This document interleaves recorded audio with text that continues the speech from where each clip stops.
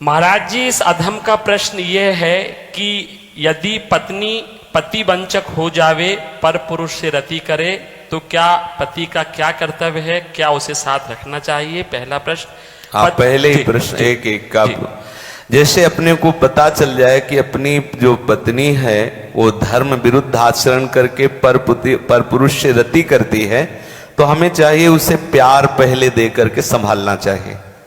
क्योंकि आजकल ये गलतियां साधारण स्वरूप धारण कर रही हैं। नए नए बच्चों को ना तो हम ब्रह्मचर्य के बारे में शिक्षा दे पा रहे हैं, ना हम उनको इस धर्म के बारे में शिक्षा दे पा रहे हैं। आज की जो नई पीढ़ी है, तो जैसे आज हमारा मन आया तो इस दुकान की वस्तु पाई, कल उस होटल की पाई, परसों उस होटल की पाई, ऐसे वो इन क्रियाओं को एक मनोरंजन समझने लगे हैं। कोई धर्मशास्त्र है वो ऐसा निषेध करता है, ये बात आज तक बच्चों तक पहुंच ही नहीं रही है। कितने ऐसे बच्चे हैं जो कहते हैं मुझे ये बात पता ही नहीं थी, और उनसे गलतियां, और कुछ ऐसे हैं कि प्रमादवश इन बातों को सुनते भी नहीं, मानते भी नहीं। अब क्या हुआ, जब उन बच्चों का ब्याह होगा तो उनका अभ्यास है। जैसे कोई एक बच्चा जब उससे परिचय प्राप्त हुआ तो उसने बताया हमारे 9 गर्ल फ्रेंड हैं। अब अपने लोगों के तो समय में मतलब ये तो अभी यही सुनने को मिलता है। ऐसा तो देहात में विशेष पवित्रता का ये भाव रहता है, ये कभी तो हुआ ही नहीं, ऐसा था ही नहीं। 30-40 वर्ष पहले सब बातें कभी सुनने को नहीं मिली। अच्छा, अब जब 9 हैं तो अब उनके भी कई होंगे बॉयफ्रेंड। अब उनके संबंध कैसे हैं, अब ये तो हम नहीं जानते ना। मित्र बनाना कोई दोष नहीं है, लेकिन मित्र बन के अपनी सीमा में पवित्र रहना ये बड़ी मुश्किल बात है। क्योंकि बड़े बड़े साधक जो जितेंद्रियता के मार्ग पर चलते हैं उनसे भी चूक होने की संभावना रहती। फिर जहां ये प्रश्न ही नहीं है जितेंद्रियता का, जहां साधन का प्रश्न ही नहीं है, वहां पवित्र रहा जा सके, मुझे तो लगता है असंभव। मुझे लगता है असंभव। अब यदि उनकी आदतें वहां खराब हो चुकी हैं तो ब्याह होने के बाद उस आदत को एकदम रोक पाना बहुत ही कठिन है। उसके मन में आएगा, चाहे जितना सुंदर उसका पति हो, लेकिन वो स्वभाव है, उसने कभी मर्यादा का पालन नहीं किया, तो उससे ये गलती हो जाना स्वाभाविक है, क्योंकि नींव खराब हो चुकी है। अब क्या करे? पहला कार्य पति का है कि उसे प्यार करके, लेकिन ये वही सुधार सकता है जो स्वयं में सुधरा हो।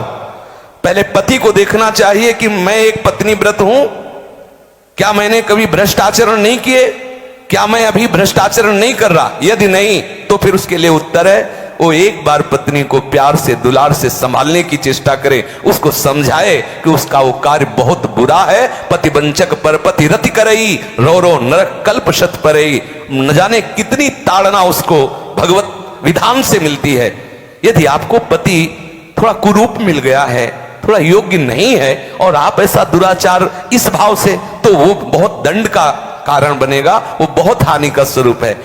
अब हमें उसके सुधार के लिए उसे प्यार देने की आवश्यकता है, उसे समझाने की आवश्यकता है। उसकी आवश्यकता को हम महत्व दें।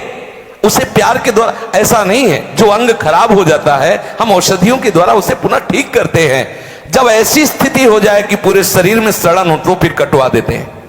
जब ऐसी स्थिति हो जाए कि बहुत बार समझाने पर भी धर्म विरुद्ध आचरण, तो फिर अपने भारतीय संविधान में तलाक की व्यवस्था है, फिर वो विधान कर ले। मारने पीटने की जरूरत नहीं है, उसको साबित करके कि आपको बहुत बार समझाया लेकिन आप धर्म विरुद्ध आचरण करते हैं और मैं धर्म के मार्ग में चलना चाहता हूं, इसलिए हम आपको प्रणाम करते हैं, नमस्कार करते हैं, आप अपना मार्ग चयन कर लीजिए। दंड देने का विधान सरकार को है, स्वयं को नहीं। पहले प्यार के द्वारा समझाए, ना समझ में आए तो संबंध खत्म कर दे, लेकिन उसे किसी भी तरह से ऐसे प्रताड़ित ना करे जो हमारे राज्य विधान के विपरीत पड़े, जो हमारे राज्य संविधान के विपरीत पड़े। पहले प्रश्न का उत्तर। महाराज जी, पत्नी के लिए प्रायश्चित क्या है? क्या भजन से उस स्त्री का कल्याण हो? भजन से किसी का भी कल्याण किया जा सकता है।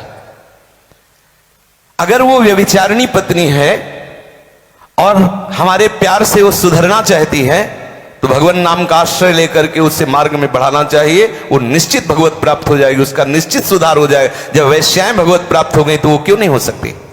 गलती किसी से भी हो सकती। पहले गलती देखने वाले को देखना चाहिए कि मेरे अंदर गलती है कि नहीं।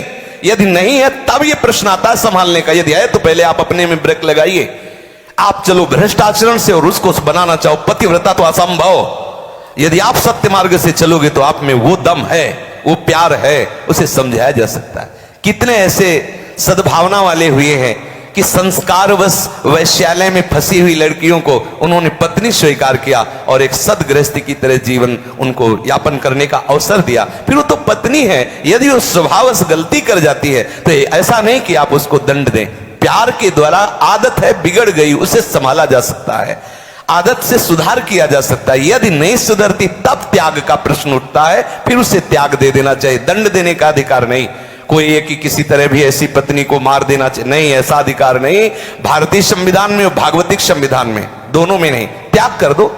आपका संबंध नहीं बनता तो नमस्कार, आप अपने मार्ग को देखिए। हमारा आपका पाणी ग्रहण संस्कार हुआ था धर्म पूर्वक चलने के लिए। यदि आप धर्म पूर्वक नहीं चलती, आप स्वीकार करो कि आपको बहुत बार समझाने पर भी फर्क नहीं पड़ा, इसलिए आप अपना मार्ग चयन कर लीजिए। ऐसा चलना चाहिए। और उद्धार तो अपिचेत दुराचारो भजते मां मनन्य भाग। जिसने ये निश्चय कर लिया अब लो नशानी अपना, आज से ही वो परम पवित्र है। आज से अभी साधुरे सम्मंतव्या सम्यक व्यवसिता। ऐसा गलती होती रही, स्वभावश गलती है, आज से अब नहीं करूं। उसी समय से वो महात्मा है, वो पवित्र है, भगवत शरणागत है, इसलिए उसको आदर देना चाहिए। कल ये पापी था, ऐसी बात ध्यान करके हम उसका कभी अनादर न करें। कल भूल से उससे गलती हो गई, आज उसने निश्चय कर लिया अब नहीं करूंगा, उसे भरपूर प्यार। मुझे तो लगता है प्यार से पशु को अधीन किया जा सकता है तो स्त्री को क्यों नहीं अधीन किया जा सकता। मुझे तो लगता है यदि हम उसकी एक एक वृत्ति को अपने प्यार में पगा दें तो संभाला जा सकता है। प्यार एक बहुत बड़ी सामर्थ्य है, प्यार में बहुत बड़ी सामर्थ्य है। कोई कितना भी गंदे स्वभाव का पुरुष हो या स्त्री हो, यदि वो परस्पर एक दूसरे को प्यार देने लगे तो सबको प्यार की भूख है, सबको प्रेम चाहिए, सबको चाहिए अपनापन। हो सकता है आपके द्वारा वो अपनापन उसे ना मिलता हो जो उसे चाहिए, अगर वो पूर्ण होने लगे तो हो सकता है उसका स्वभाव सुधर जाए। हमें हर तरह से पहले प्रयास करना चाहिए कि हमारी पत्नी हमारे भाव के अधीन हो जाए, हमारे सत्मार्ग में चलने वाली बन जाए। जब ऐसा ना हो तो अंतिम बात है त्याग दे, उसे दंड विधान के द्वारा स्वयं दंड न दे।